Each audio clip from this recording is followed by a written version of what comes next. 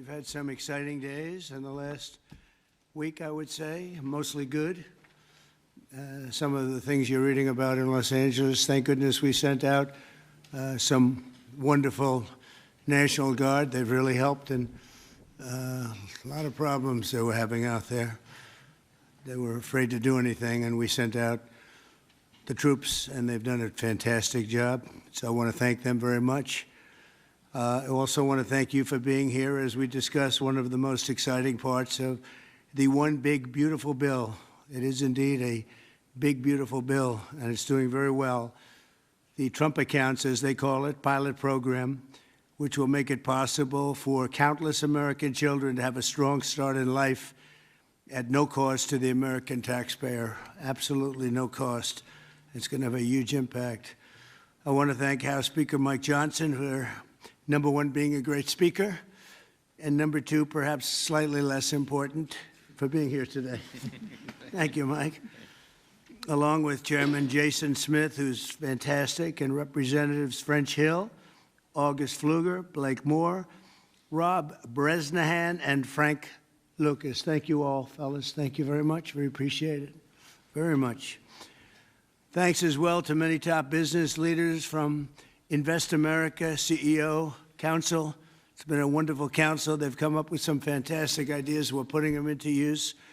They're really the greatest business minds we have today. These men and women lead large, successful companies, and they're committed to contributing millions of dollars to the Trump account. And it's really, it's going to be something incredible for children and for their employees in many cases. Here's how the accounts work. For every U.S. citizen born after December 31st, 2024, before January 1st, 2029, the federal government will make a one-time contribution of $1,000 into a tax-deferred account that will track the overall stock market. In other words, it'll be pegged to an index that we'll pick. Right, Michael? We'll pick it. We'll pick a good one. Maybe you should be the index. I'd like to have that. These kids would be very wealthy if that were the case. That would be a good idea. I think we might do that, Michael Dell. These accounts will be private property controlled by the child's guardians, and in many cases, those guardians will be the parents. We think probably the parents will be the guardians. They'll be open for additional private contributions each year from family, friends, parents, employers, churches, private foundations, and more. This is a pro-family initiative that will help millions of Americans harness the strength of our economy to lift up the next generation, and they'll really be getting a big jump on life, especially if we get a little bit lucky with some of the numbers and the economies into the future. In addition to the substantial financial benefits of investing early in life, extensive research shows that children with savings accounts are more likely to graduate high school and college, buy a home, start a business, and are less likely to be incarcerated. Trump accounts will contribute to the lifelong success of millions of newborn babies.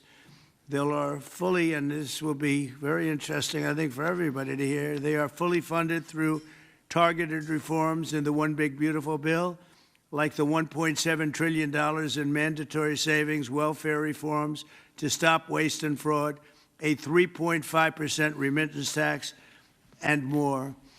And it's just a part of that. The One Big Beautiful Bill is among the most important pieces of legislation in our country's history. I don't think there's ever been anything bigger. And I think it's going to go down as certainly one of the most important things we'll ever have done. In addition to the largest tax cuts in the history of our country, including the most powerful border security measures ever, it delivers major economic relief to the American workers' families. And there are so many things. Rebuilding our military, we built it just 8 years ago we started and did a great job, but now we have to rebuild it again, plus technology change. All of a sudden it's about drone. You know, we have a new form of warfare. It's drone warfare. So a lot of things change. We did a great job with the military, but now we're going to have to do some little tweaks, to put it mildly. And we'll be doing that, and we have it all nicely funded. I look forward to signing this into law. It's really something that we're having such an opportunity. And I have to say, he's here with us. He's a person that I've admired for a long time. You take a look at what he's done and followed his record. And it's Dell Chairman, Michael Dell. He's done such an incredible job. As a business person, I study business people, and that's a perfect one to study. It should be almost mandatory reading. So I want to congratulate you on that, and thank you for the idea, because you're the first one that really brought this to my attention. I know that you and your friends have been talking about it for a long time, but other presidents didn't get it done, Michael, right? So we got it done. Congratulations. Thank you very much. Sure. I want to also give some recognition to my friend Brad Gerstner, who helped get us all organized and that's right. And actually thank you very much. Good, Brad. Spearheaded this. Good. And also we have with us a very powerful man in the world of business, CEO David Solomon of Goldman Sachs. David, thank you very much. Thank you for having me here. Long-time friend. Today. Thank you. Thank you very much. Uber CEO Dara Khosrowshahi. Where is Khosrowshahi? Right here. Where? Thank you very much. That's a hell of a name, but you've done a hell of a job, so that's appropriate. And also, again, Chairman Smith for doing such a job. Nobody knows taxes better than Chairman Smith. When we have a problem, Mike, we go to see Chairman Smith, right? So I want to thank you very much, Dara and Chairman Smith. I appreciate it. So I'd like to begin by asking Speaker Johnson to say a few words, and I think then we're going to go to Michael Dell, David Solomon, we're going to go to Dara, and then to Chairman Smith. Thank you very much. Mr. President, thank you so much for your bold, visionary leadership. It is the key to all of this great success that we are achieving. And the One Big Beautiful Bill, it is not an overstatement to say it will be one of the most consequential pieces of legislation in the history of Congress. There's a lot in here. And by extension, or I would say it is an extension of the figure who I believe will be the most consequential president of the modern era, if not all American history, and that's the gentleman sitting to my left. So I want to thank you for that. Thank you very much. That's a beautiful statement. Huh? Well, I like him too. Yeah. Thank you. It's a statement of objective fact, and every working American understands, I think, the principle behind this concept that we're discussing today. If you have a 401k, you understand the power of investing early for the future. Trump accounts take that same principle, and they apply it from the very beginning of Americans' lives. It's a pretty simple concept. The families that opt in will receive a one-time payment of $1,000 to a Trump account that parents can contribute to. It's a bold, transformative policy that gives every eligible American child a financial head start from day one. Republicans are proud to be the party, we always have been, that supports life and families and prosperity and opportunity. And Trump accounts are all about setting up the next generation for success. For future Americans, this early investment could really be the game changer. It could be a difference. It could pave the way for paying their way through college or buying their first home or starting a business, even when they're young. So even $1,000 at birth will put these Americans in a better position than over half of American adults who sadly have no retirement savings at all. So this would be a remedy to that great problem. And it will encourage the free market. It will encourage investment and understanding of capitalism. All these things that we want to foster among the American people so that the economy and individual lives can flourish. Of course, none of this happens unless we pass our One Big Beautiful Bill through Congress. And we have at stake the largest tax increase in American history if we fail to deliver. And we will not have this rocket fuel to the U.S. economy, and that's why this is so very important. Passing this pro-growth legislation will help every single American. From Trump accounts, this is one of the components of it, to eliminating taxes on tips and overtime, to reducing red tape on Main Street. And the One Big Beautiful Bill is going to drive prosperity. It's going to create jobs across the country. It will make all boats rise. Wages will go up. Job participation levels will go up. We'll have more opportunity, more economic opportunity for more people. So you can climb up that ladder to the next step. The typical family with 2 children is going to see their take-home pay increase by up to $13,300 a year. That's real money to real people. This legislation is geared for hardworking Americans, and it is going to help everybody. And we are excited to deliver it. It can't happen soon enough.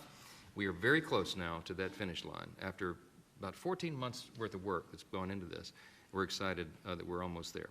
Mr. President, thanks again for your leadership, to all the great leaders around this table for all that they invest to our economy and our country and its government.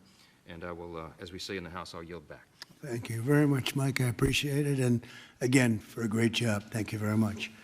Michael, please. Thank you so much, Mr. President. I believe this is an incredible moment for all of us here today, and it's wonderful to be with some of the leaders of the most successful companies in the world as we come together to invest in the future of our country.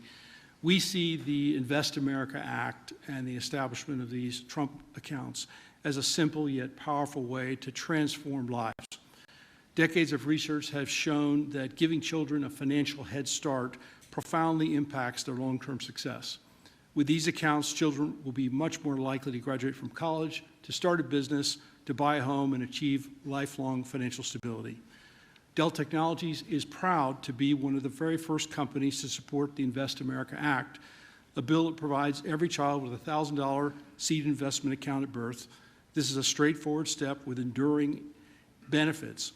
Following your inspiring lead, Mr. President, Dell Technologies will match the government's contributions, dollar for every child born to a Dell team member. This isn't just a new benefit. This is an investment in our people, their families, our communities, and America's future. And it embodies our core belief that opportunity should begin at birth. My wife, Susan, and I, also through our family foundation, have been closely studying the Invest America Act. And assuming that it becomes law, we expect to make a very significant gift. We view this initiative as a powerful platform for philanthropic innovation aimed at helping children thrive wherever they come from, particularly those families who have been historically left behind. Mr. President, you articulated it perfectly. These Invest America accounts will give every new American child a genuine opportunity to participate in history's greatest engine of economic growth, the American economy. The funds in these accounts invested in American enterprise and innovation will grow over time into substantial nest eggs, providing support for education, home ownership, and starting families. The ability of families, friends, benefactors, and employers to match the government's generosity amplifies the life-changing potential of this initiative. Thank you, Mr. President, for your visionary leadership on this critical issue. These Invest America accounts will profoundly impact countless young Americans, ensuring they truly benefit from what Abraham Lincoln described as the right of every American, the right to rise. Thank you. Thank you very much, Michael. And we really have come a long way since you came to see me about 6 months ago with your beautiful wife. We had a nice talk. I said, that sounds pretty good. Let's think about that. And it's everybody I've spoken to about it, they can't even believe it. And because of great politicians and political leaders like we have, I think this is going to go quickly, very well and very quickly. So I appreciate it. Thank you very much. David Solomon, please. Thank you, Mr. President. I'm thrilled to be here with everyone and excited to participate in this important and timely discussion. I'd also like to acknowledge the efforts of so many in Congress on this very significant issue, and in particular the members here, and particularly the leadership of Senator Cruz and Representative Moore, who have played a big role in helping drive this forward. We also wouldn't be here today without the leadership of Brad Gerstner and Michael Dell in really having the vision, the energy, the passion, the commitment to help move this forward. So thank you both. There are many reasons why the United States has the largest and most dynamic and most innovative economy in the world. But one of the most important is the fact that our system of democratic capitalism incentivizes a culture that does not penalize people for taking risks. In fact, it incentivizes people to have a vision, to go out and attract funding that's necessary to make their vision a reality. It is no mistake that many of the most important and innovative companies in the world today started in a parent's garage or on a college campus or in any one of a number of unlikely places in the United States. One of my worries is that our current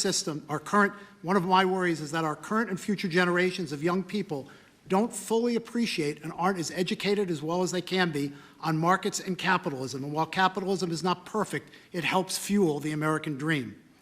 This initiative gets at the core of binding those future generations to the benefits and the potential of America's great companies and markets. Early childhood investments have far-reaching benefits, and Goldman Sachs is proud to support this initiative. This is an exciting opportunity for public-private partnership and for both communities and companies to invest in young people, the future of America. Once we see the Invest in America Act signed into law, Goldman Sachs would be excited to further support this Invest in America initiative. We believe passionately in our capital markets. They are an enormous competitive strength for the United States, and we know that our economy's future vitality is dependent on young people understanding the power of investing for the long term and sharing in the benefits of ideas that bring value to the lives of people around the world. Thank you, Mr. President, for helping drive this forward, and I look forward to continued partnership on this effort. Thank you very much, David. Dara, please. Thank you. Good afternoon, everyone. Thank you, Mr. President, for hosting us here today. It's an incredible honor to be here in a place that symbolizes the very opportunity that has defined my life. Thank you, Brad. Thank you, Michael, for your vision. We all strive to build something that lasts, and the Invest in America Act is a legacy that is going to last for generations. President Trump, thank you for your leadership. Your support is going to turn this powerful idea into a powerful reality for millions of young Americans. Now, I was 9 years old when I came to this country. My family arrived in America having fled the Iranian Revolution. We had lost everything that we had built. But we gained something far more valuable here. We gained a chance to rebuild again. We had a close-knit family, we had access to world-class education, and we had the one thing that fuels every American dream, and that's hope. So what if we could bottle up that hope? What if we could give that same power of hope, real, tangible hope that comes from having a stake in your own future and a stake in the best companies in the world to every single child that's born in this country? That's the promise of the Invest America Act. It's not just an account, it's a launch pad. It puts the unstoppable engine of compounding to work for our kids, building a future for them from day one. This mission is personal to me, and it's core to us at Uber. Every day we see people using our platform to create opportunities for themselves, to save for a home, to pay for tuition, to build their own American dream one trip at a time. And that's why Uber is so proud to support this bill, which also includes benefits for millions of Uber drivers and couriers in the form of no tax on tips. Mr. President, our earners are grateful for your support. Thank you very much. Right? What a great job. You know, when you think we're doing a lot of work on Iran right now, and Yes. I see that what you just said, you came here and they took Absolutely. it all away from you, and you started, and you've become one of the biggest anywhere in the world. What a great story that is. Thank you very much, Mr. President. Congratulations. And we wish you Amazing. all the success there. Oh, thank you very much. We'll need it. We're going to need it for that. That's it. They're tough negotiators. They're great negotiators. Yes. Among the best. Look at Yes. you. Thank you very much. Thank you. Appreciate it, Dara. Jason, please. Thank you, Mr. President. I want to first start off by thanking you for your leadership, your vision, your commitment to workers and families throughout this country. The One Big Beautiful Bill would not have been possible without you. And it delivers the largest tax cut in U.S. history, the largest mandatory spending cuts in U.S. history, the most significant welfare reforms in U.S. history, and the largest one-time investment in border security. So it's things to be extremely proud about. Representing Southeast Missouri, I'm extremely proud about how you're delivering for working families. No tax on tips. A waitress like the waitress in Nevada that talked to you about no tax on tips, and the other 4 million tipped employees in the country, they will see an extra $1,700 in their paycheck because of the no tax on tips. That's significant for someone who's just trying to put food on their table and clothes on their backs. The linemen working overtime to restore power will get an additional $1,750 into their paycheck. Seniors will get $72 billion in tax cuts. The Trump investment accounts will be a game changer for new parents, even before their newborn baby can walk or talk. Their child will have money saved to one day learn a trade, start a business, or to buy a home. Every child born under this policy will have a better shot at a future. It does not matter if they live on a city block or on a county road. This will make a significant difference to their lives, and it's because of your leadership, Mr. President, and we say thank you. Well, thank you very much, Jason, and hopefully we're going to get that through, and we have a certain date picked out, an ideal date. If it takes a little longer, that's okay, but ideally we're going to get by a certain date. And again, I think it's one of the most important pieces of legislation we've ever had before us and that the country's ever had. I'd like to ask, if I might, Brad Gerstner, one of the most successful people in our country. I'm a friend of Michael very much, and Michael has great respect. And if you don't mind, Brad, I'd like to say a few words, please. Thank you. Well, first, it's a great honor and privilege to be here. We wouldn't be here without your leadership. And for me personally, to be here with my son, Lincoln Gerstner, happens to be named after the gentleman over your right shoulder. Where's Lincoln? Well, he's good looking. He's much better looking than you. What happened? Hey, we all want our kids to be better than ourselves. But it was around our small kitchen table that this idea was really born. I started off like Jason Smith in a small rural town in Indiana. My dad had lost everything in 1978 trying to start an auto parts company, and the Japanese were tearing apart our auto industry.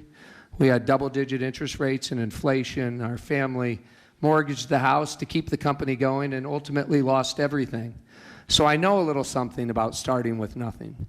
And I know what it felt like that first time you had a little skin in the game, where you thought you had a shot. You went from nothing to something.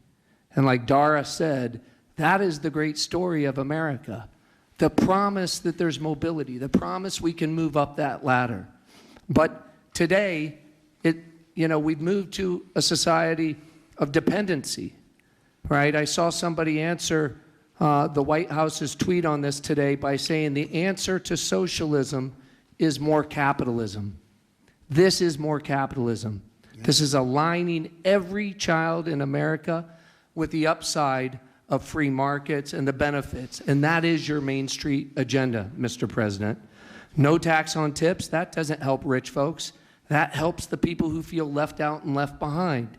No tax on overtime, no tax or deduction on Social Security, and the Trump accounts, right, that everybody in this room are here and we've been working so hard on, but would never come to fruition without your leadership. Those will change the game forever.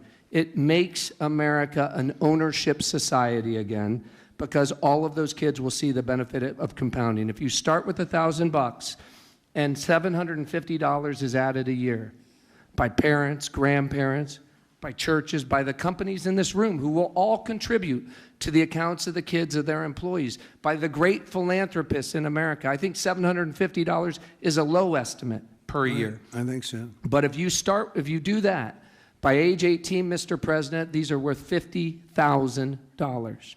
By age 30, they're worth $175,000. And if you do it every year of your life, at age 50, they're worth $1 million. You are giving the shot for every American to feel like they're in the game again, part of America with that economic mobility, that dream that led Michael Dell to start Dell Computer in his dorm room, Dara to feel like he had a shot after coming here from Iran, and a couple poor kids from Missouri and Indiana to make it to where we are today. So thank you for your leadership. This would not happen without the reconciliation bill and the work of the many in this room, but spearheaded by the Speaker and Jason Smith, the big, beautiful bill. This is the vehicle to get the Invest America Act passed. So thank you, sir. Well, thank you very much, Brad. Great job. And nobody knew I was going to call you. He might have done the best job of the group. I've got to think about that, Mike. Good recommendation, Michael. Does anybody have any questions? I think it's something that's really got to be talked about, because it's somewhat of a miracle that we're close to pulling it off. Please. What's the latest estimate on when you think the big, beautiful bill will pass? We put Independence Day as a self-imposed deadline, and we certainly hope, I believe, we can still meet that. It's up to the Senate. The bill's in the Senate's hands now, but I spoke with Leader Thune as recently as last night. He's feeling very optimistic. You see the Senate going through the same deliberations we went through in the House, except we had 14 months to do it. They've got a truncated time period to get that done. But as you all know, I've encouraged my dear friends and colleagues over there, don't modify it too much, because we've got a very delicate balance that we reached, and it took us a long time to get there. And we don't want to upset that balance too much. So they're putting their fingerprints on it. I hope it'll be a light touch, and they'll send it back, and we'll get this thing done and get to the President's desk. And really, we have tremendous spirit. I've never seen anything like it. There's just an unbelievable. We'll always have a couple of people. I don't want to use the word grandstanders. I'd never use such a word, but you'll always have that a little bit. But maybe you won't even have that. Who knows? There's tremendous spirit for this bill. I think like we haven't seen very much, Jason, right? We haven't seen too much. So I think it's going to go pretty quickly. Mr. President, how did your phone call go with Prime Minister Netanyahu? You just mentioned Iran. Did you discuss Iran? Very Did you well. discuss We discussed a lot of the things. Gaza war? Yeah, we discussed a lot of things, and it went very well, very smooth. We'll see what happens. You know, we're trying to do something with a country we just spoke about, Iran. I think you should negotiate this. You might be better. I think I'm going to send you today. What a good idea. This could have been the idea of the day. We'll have Dara get up and negotiate. They are good negotiators, but they're tough. Sometimes they can be too tough. That's the problem. So we're trying to make a deal so that there's no destruction and death. And we've told them that, and I've told them that, and I hope that's the way it works out. But it might not work out that way. We'll soon find out. Yeah, please. Mr. President, in 2020, when you were talking about unrest in American cities, you said, quote, "We have to go by the laws. We can't call in the National Guard unless we're requested by a governor." What changed now? Why is this situation different to not consult with Governor Newsom about this? Well, the biggest change from that statement is we have an incompetent governor. So I talked about governors, but I didn't talk about he's an incompetent governor. Look at the job he's doing in California. He's destroying one of our great states. And if I didn't get involved, if we didn't bring the Guard in, and we would bring more in if we needed it, because we have to make sure there's going to be law and order. You had a disaster happening. And they now admit it was a disaster. I watched the chief yesterday, who's a good man, by the way, and he said, "Wow, we're lucky we did this because they were overwhelmed. You saw what was happening." So we did the right thing. Everybody agrees to that. But you have a governor who let the city burn down, didn't want water to be sent down to him. I sent billions of gallons of water. I wanted to do it in the first term. He wouldn't do it over. I don't know. They have environmental reasons, but there were no environmental reasons. I think it's just a political philosophy. But it's lucky for the people in Los Angeles and in California that we did what we did. We got it just in time. It's still simmering a little bit, but not very much. Yeah, And what please. crime has he committed that would warrant his arrest? What crime has Governor Newsom committed? A crime has he committed? Yeah, to warrant his arrest, as you had I think his suggested earlier. primary crime is running for governor because he's done such a bad job. What he's done to that state is like what Biden did to this country. And that's pretty bad. It's the wrong philosophy. Thousands, hundreds of thousands of illegal immigrants, many of them prisoners. They're taking up your health care. They're taking up your space in schools. They're taking up your hospital. And in many cases, they're criminals. And we have to do something about it, and we're doing something about it. I want to thank the incredible patriots of ICE and Tom Holman, who has been incredible, and Kristi Noem, likewise incredible. The job they're doing, and it's like an unforced error. There was no reason for this. 21 million people were allowed into our country, and many of those people were criminals. And it's a shame. It's a shame, but we're getting them out, and I will say, I think it's a 95-5 issue, just like so many other issues, 95-5. And the Democrats lost an election in a landslide because they're on the wrong side of the issues. I mean, it's not even conceivable that somebody would do the kind of things that he did. And then, you talk about projects. They want to build a train going from San Francisco to L.A., and it's costing hundreds of billions of dollars more than they thought it was going to cost. It's not even believable. To Brad and to people sitting here, would you believe that a train it was going to cost X dollars, and it might be 100 times X. Would have paid for this for about 50 million American children. You're right. 50 million American children instead of a 3-mile train track that never got built. We could have put Lincoln in charge with no experience. He would have done a good job. I guarantee you that. All right, please, Peter. Mr. President, have you gotten an Yeah, update Peter, from Peter, your Peter. negotiating? Thank you, President Trump. So it seems like Gavin Newsom likes the attention that he's getting right now from I do, you. yeah, I think It he seems does. like he does. If you look at recent history, somebody who was running for president, you, who got arrested and had a mugshot, you could make the argument that politically that wound up helping you. Are you worried at all at this moment that talking about him getting arrested could be helpful to his political prospects? Because a lot of people think he wants to be sitting right where you are.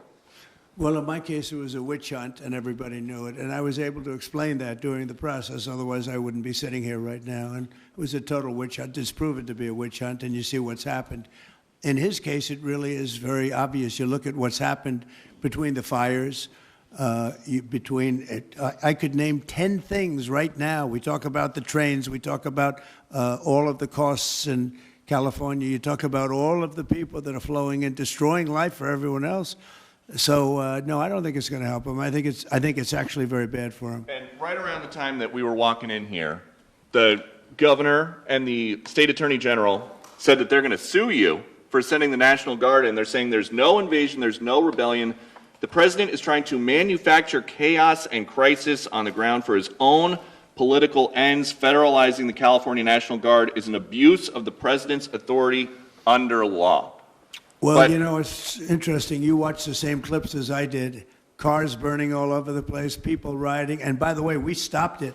We were able to make it much better, but it still looked pretty bad. And in watching clips last night, people were saying, this is really a big problem. And until we went in, if we didn't do the job, that place would be burning down just like the houses burned down. They were in big trouble last night, Peter. You know it. And the night before, and the night before that.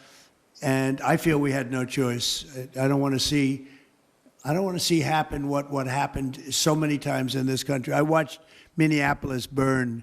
Look at what happened in so many different parts of California. You take a look at what happened in San Diego. There's so many different places where we let it burn. We want to be politically correct. We wanted to be nice. We want to be nice to the criminal. And what you're doing is destroying the fabric of our life in this country. No, we did the right thing. We've been given credit by people that I would least suspect. Why I would say that some of the people that came in and said, thank goodness, they said, some of them, thank God that Trump got involved. And I'm very happy I got involved. And I think Gavin, in his own way, is probably happy I got involved. Yeah, go ahead, Peter. What do you make of the fact that he says you want a civil war on the streets of America? No, it's just the opposite. I don't want a civil war. A civil war would happen if you left it to people like him. And I liked him. You know, I always got along with him. Never had a problem with him. But he's grossly incompetent. Okay. In London. Have you gotten an update from your team in London negotiating? What? Louder. Have you gotten an update from your team in London negotiating the China trade talks? We are doing well with China. China's not easy, just like your home country is not easy there. I think we're doing very well. They're over there now. I'm only getting good reports. It's a little early, but they'll be calling in soon. In fact, probably when I get back, I'll have my first call from them. We want to open up China. And if we don't open up China, maybe we won't do anything. But we want to open up China. It'll be a great thing for China, a great thing for the rest of the world. Are you willing to lift export controls when it comes to China? Did you give your negotiators any sort of limitations? We're going to see. Look, China has been ripping off the United States for many years. Nobody charged them 10 cents. No president had the courage to charge China for whatever reason. They didn't want to do it. I took in hundreds of billions of dollars. I put on tariffs on China when I got in first term. And we took in hundreds of billions of dollars. And then I did it again, but I did it for a lot of others. If you look at the stats, the deficit last month was cut in half. everybody was shocked. I wasn't shocked. I think a lot of the people at this table weren't, because they saw the billions of dollars that were pouring in, and the tariffs hadn't even started yet, just about. They were in cars. They were in some countries at a very minor level. And we cut the deficit in half, and it was a big story a couple of days ago. They said, I don't believe, one of the announcers on a business network went wild, said, I can't believe these numbers. Those numbers are good. The numbers are going to be very good. I think we're going to have a great 4 years. You know, we had the greatest economy in history during my 4 years. I think this one's going to blow it away. Yeah. Mr. President, Go ahead, please. do you have a message for Greta Thunberg, and did she come up on your call with the Prime Minister today? Well, she's a strange person. She's a young, angry person. I don't know if it's real anger. It's hard to believe, actually, but I saw what happened. She's certainly different. Anger management. I think she has to go to an anger management class. Do you That's think she my was primary recommendation for her. Was she kidnapped by Israel, as she says? Was she I kidnapped? find it. I think Israel has enough problems without kidnapping Greta Thunberg. And secondly, are you going to Is get... that what she said? She was kidnapped She by did Israel? say that, yes, sir. Are you going to get rid of the Tesla and the Starlink service that you have here at the White House? No, I haven't heard that. I mean, I may move the Tesla around a little bit, but I don't think we'll be doing that with Starlink. It's a good service. Where are you going to move it to? Move it around, what do you mean? I have a lot of locations. Actually, about the Tesla. I had so many locations that I don't know what to do with them all. About the Tesla, did you ever see Elon Musk get physical with the Treasury Secretary? No, I didn't. And I tried to They ask... did have an argument, but I didn't see I didn't see a lot of physicality there. And there was this New York Times report that he did not want to talk about, Elon Musk, that alleged that he, towards the end of his time in the White House, was blurring the lines between recreational use of drugs and medicinal. Do you think he ever had drugs here at the White House? I really don't know. I don't think so. I hope not. Look, I wish him well. You understand. We had a good relationship, and I just wish him well. Very well, actually. Yeah. About aid in Gaza, you mentioned now the flotilla. Do you have a response at all about Israel intercepting this boat? And can you give us an update on what's happening to the entry of aid into Gaza right now? We've had people being shot by Israeli forces who are trying to get aid from the Gaza Humanitarian Foundation. Yes. Gaza right now is in the midst of a massive negotiation between us and Hamas and Israel, and Iran actually is involved. And we'll see what's going to happen with Gaza. We want to get the hostages back. That's all I can tell you. Yeah, please, in the back. I can go back to California briefly. You had said yesterday when asked by reporters that it was not an insurrection taking place, but then on True Social a bit later, you had said they were insurrectionists. After what you've seen You're now... talking about in L.A.? Yes, sir, in L.A. I wouldn't call it quite an insurrection, but it could have led to an insurrection. I mean, that was a lot of harm that was going on last night. I watched it very closely. And it was amazing that the job that the National Guard did. And by the way, the police were working very hard also. But, you know, the police are given instructions to be politically correct. I said, no, you don't have to be politically correct. You have to do the job. And on Elon Musk, do you plan to speak to him on the phone anytime soon? I know some... Which one? On Elon Musk, do you plan to speak to him on the phone anytime soon? I haven't really thought about it, actually. I would imagine he wants to speak to me. I would think that. If I were him, I'd want to speak to me. And maybe he was already called. You'd have to ask him whether or not he's already called. But I'd have no problem with it. If he calls you, pick up and speak to him? Well, I don't want to say that, but I would imagine he'd want to talk to me. You were supposed to get a Yeah, please. counter-proposal. You were supposed to get a counter-proposal from Iran today.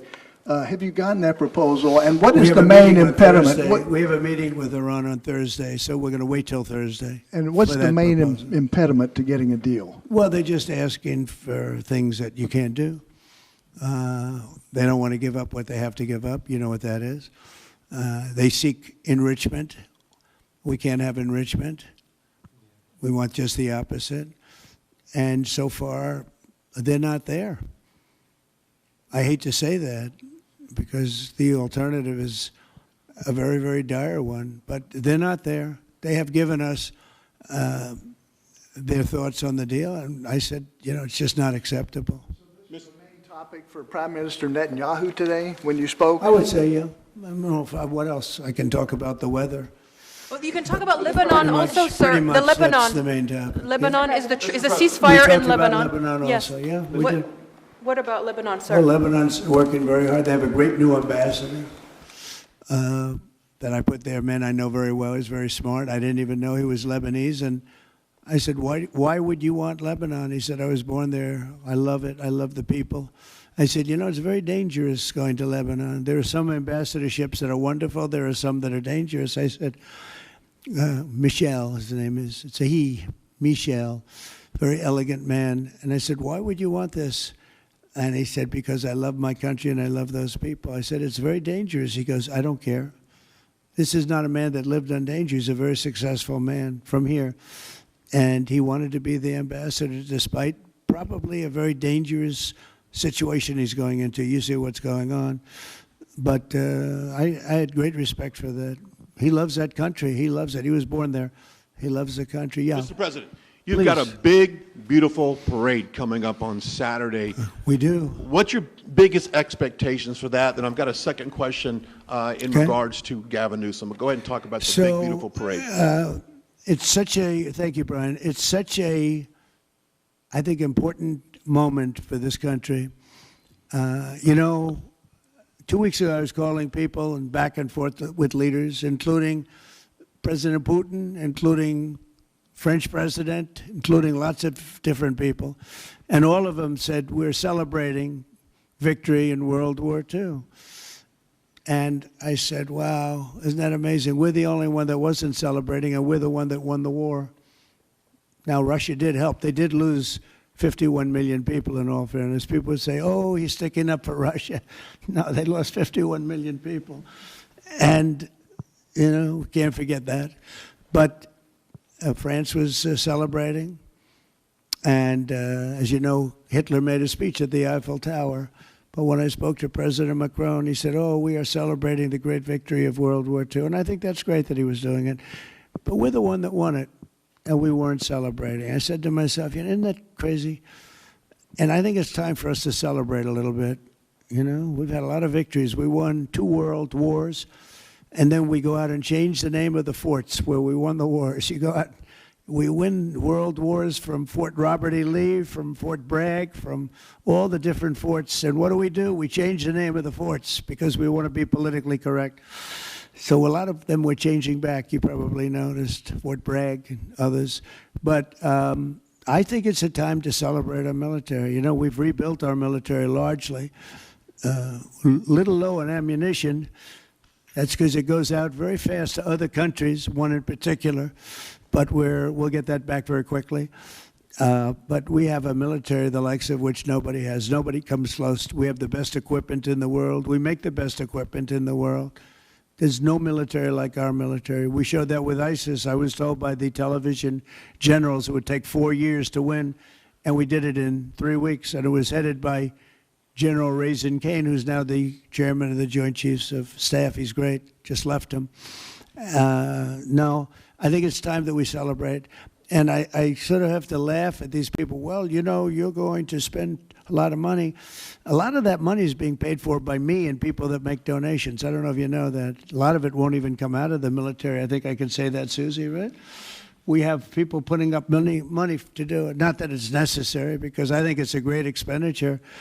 We have mini tanks. We have all sorts of new ones and very old ones, old from World War I and World War II. It's really a celebration of the Army.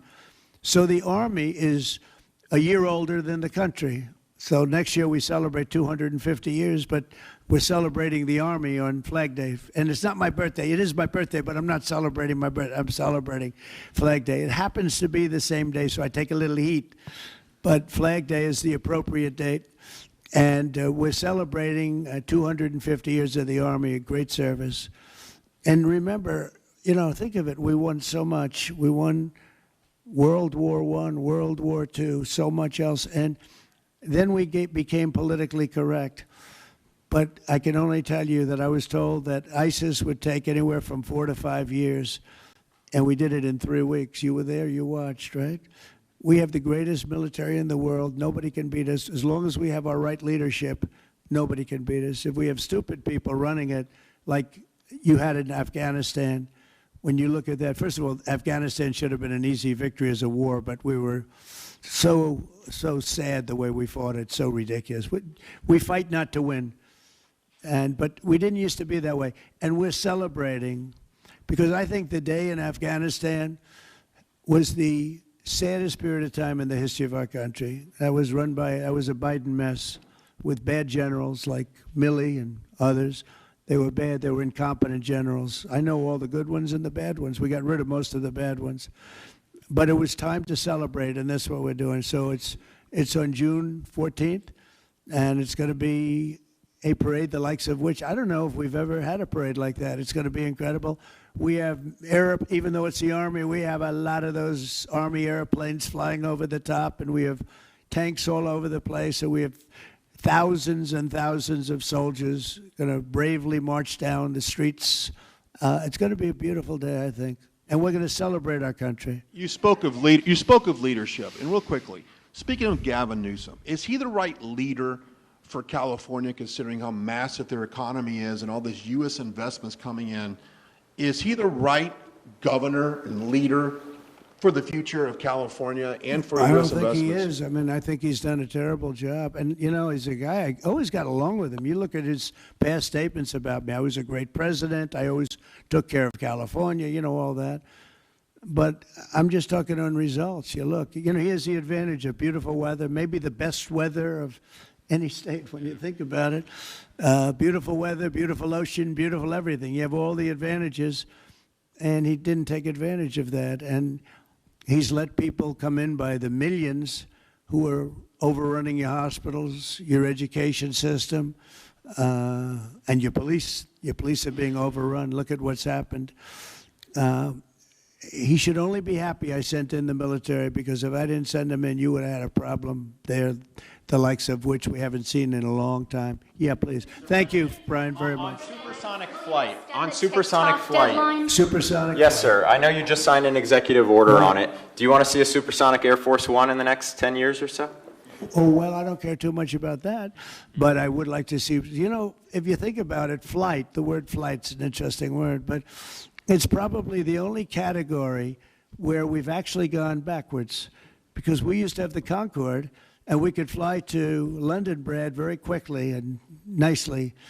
And today it takes you 2 times and 3 times as long. It's the only thing where we've regressed.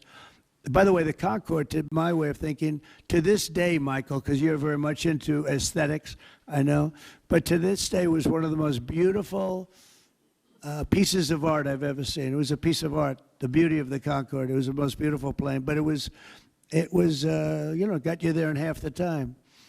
Now you spend a lot of time, and there's no reason for it. Because, you know, they have the sonic boom. It's not a huge problem, but they have the sonic boom thing pretty well figured out. The technology changes, the change in the skin, the change in weight, all of the other things. There's no reason why we shouldn't do great. So we are making it possible for them to do supersonic and get us back on the track. I mean, think of it, 30 years ago, we actually had planes that flew much faster than we do now. It took you half the time to get to a location. So we've regressed, and we're going to progress. Mr. President, Mr. President? Sort of an amazing thing, isn't it, though? We've gone backwards. On Wall Street, they haven't done that. If Goldman Sachs was like that, you wouldn't have Goldman Sachs anymore. Mr. President, are you planning to deploy Marines? Are you planning to deploy Marines in California to address the situation in Los Angeles? Are you going to deploy Marines in California? We'll see what happens. I mean, I think we have it very well under control. I think it would have been a very bad situation. It was heading in the wrong direction. It's now heading in the right direction, and we hope to have the support of Gavin, because Gavin's the big beneficiary as we straighten out his problems. I mean, his state is a mess. And I'd like to get somebody involved in the rail, because, look, personally, it should have never been built, because you can fly there for $2, and what are you doing? They're doing that. You could drive, you could do lots of different things. You know, if they did a study, if you gave every passenger the finest limousine service in the history of our world, the most expensive chauffeur-driven, white-glove limousine service back and forth, we would have saved billions of dollars as opposed to building this monstrosity that's going up. And I've never seen anything. You know, I've seen cost overruns. I'm a I'm a person, I've always done well on cost overruns. I don't have them. But I will tell you, I have never seen cost overruns. You see them where they're 20% more, 50%, 100% more.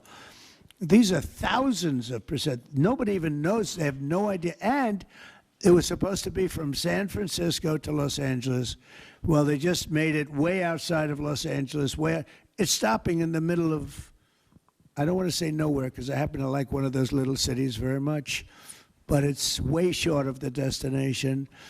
And our government is saying, you know, why are we involved in this thing? It's been handled so badly before him, but he really blew it.